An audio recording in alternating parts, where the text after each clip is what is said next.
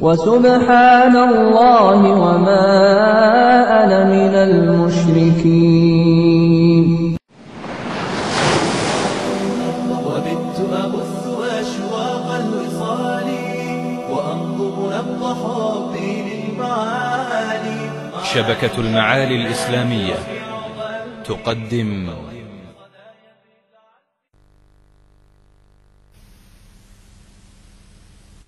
ولتكن منكم أمة يدعون إلى الخير ويأمرون بالمعروف وينهون عن المنكر وأولئك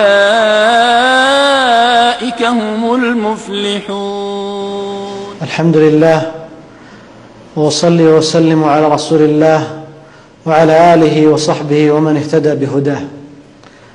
أيها الأحبة الكرام، إن حديثي إليكم عن سباق.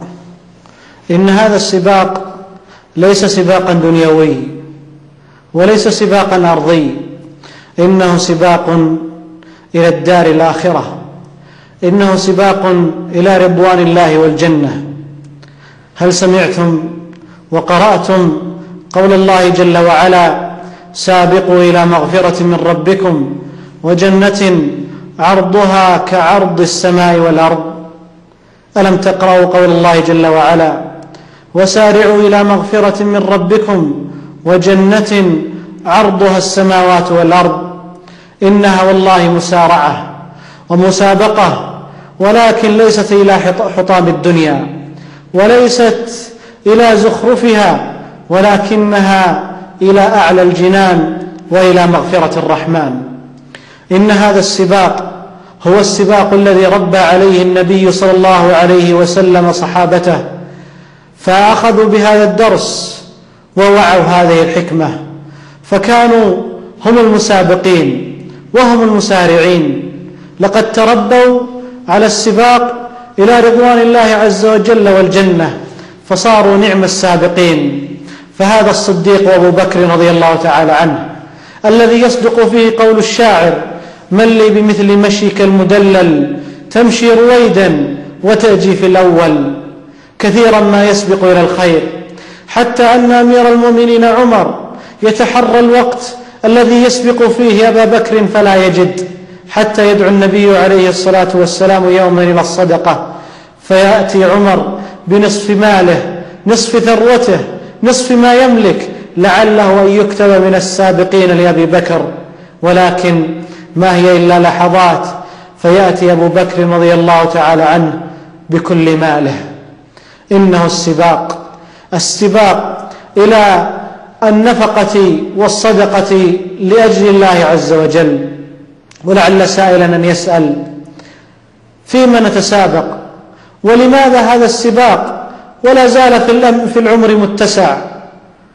انتبه، إن الله عز وجل قد جعل العمر قصير، قد جعل العمر قصير، وإن الأيام تمضي وليس لك من العمل إلا ما كان في هذه الدنيا. إن من يسابق إلى العمل الصالح يكسب أولا أجور المقتدين. قدم إلى النبي عليه الصلاة والسلام قوما من مضر مجتابي النمار، أي شقوا أزرهم وعلقوها وأدخلوا رؤوسهم فيها من شدة الفقر والحاجة. فلما رآهم النبي عليه الصلاة والسلام تمعر وجهه من شدة ما بهم من الفقر والحاجة، ثم دعا الصحابة رضي الله تعالى عنهم إلى الصدقة، فقال: تصدق رجل من درهمه، من ديناره، من صاع بره، حتى قال عليه الصلاة والسلام: ولو بشق تمرة. فما هي إلا لحظات، حتى أتى أعرابي بصرة كادت يده تعجز عنها. قال الراوي: بل قد عجزت. فوضعها بين يدي النبي عليه الصلاة والسلام. فلما رآه الناس تكالبوا على الصدقة، فصار عند النبي عليه الصلاة والسلام كوما من طعام وكوما من لباس وكوما من مال، فتهلل وجهه عليه الصلاة والسلام، فقال عند ذلك: واستمع إلى ما قال: من سن في الإسلام سنة حسنة فله أجرها وأجر من عمل بها إلى يوم القيامة. لعل رجلا من هؤلاء المتصدقين قد أتى بأكثر مما جاء به الأعرابي الأول، ولكن الأعرابي فاز بها.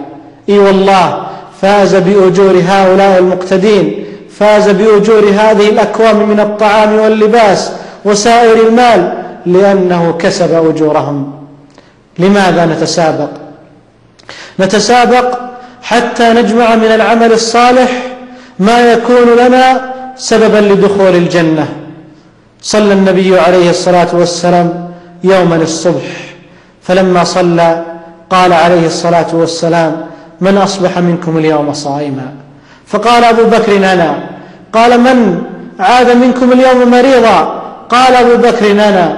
قال: من عاد منكم اليوم جنازة؟ قال أبو بكر: أنا. قال: من تصدق على مسكين؟ فقال أبو بكر: أنا. فقال عليه الصلاة والسلام: ما اجتمعنا في امرئ إلا دخل الجنة.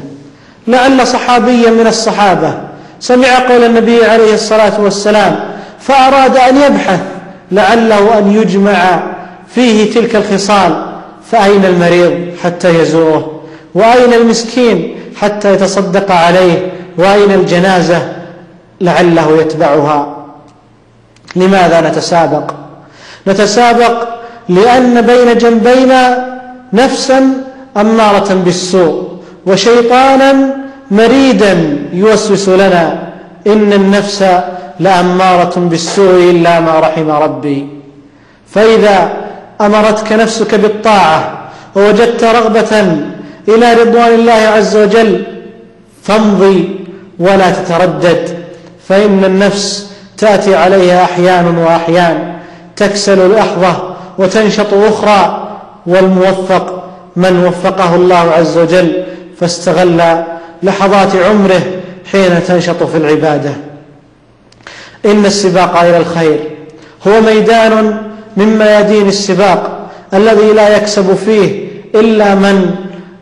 إلا من أراد وجه الله عز وجل والجنة.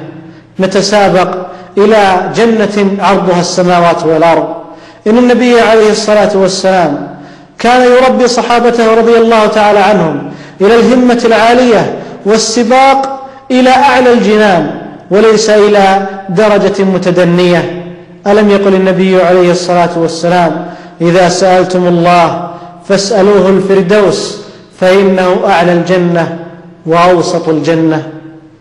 لا تقل يكفيني أن أنجو من النار، لا تقل يكفيني ذلك، بل اجتهد حتى تصل إلى أعلى الجنان. فإن الدنيا متاع، وإن هذه الدنيا فسحة للمؤمن، وقرة عينه فيها الصلاة، وأنسه فيها لقاه بالله جل وعلا وتضرعه إليه. لماذا نتسابق؟ نتسابق لأننا عبيد لله عز وجل، أمرنا بطاعته وندبنا إلى رضوانه جل وعلا، فقال: وما خلقت الجن والإنس إلا ليعبدون. نتسابق إلى تلك المنازل العالية الرفيعة، وإن هذه الدنيا ماضية وإن الآخرة هي الباقية. فاجتهد في نيل مرضات الله عز وجل، وتأمل في سني عمرك واجتهادك في طاعة ربك. إن النصب والتعب يذهب، وإن الأجر والثواب يبقى، وستجده مدخرا لك عند الله عز وجل. جعلني الله وإياكم سباقين إلى الخير بطيئين عن معصية الله عز وجل. والله تعالى أعلم، وصلى الله وسلم وبارك على نبينا محمد وعلى آله وصحبه أجمعين. ولتكن منكم أمة يدعون إلى الخير ويأمرون بالمعروف وينهون عن المنكر، وأولئك هم المفلحون.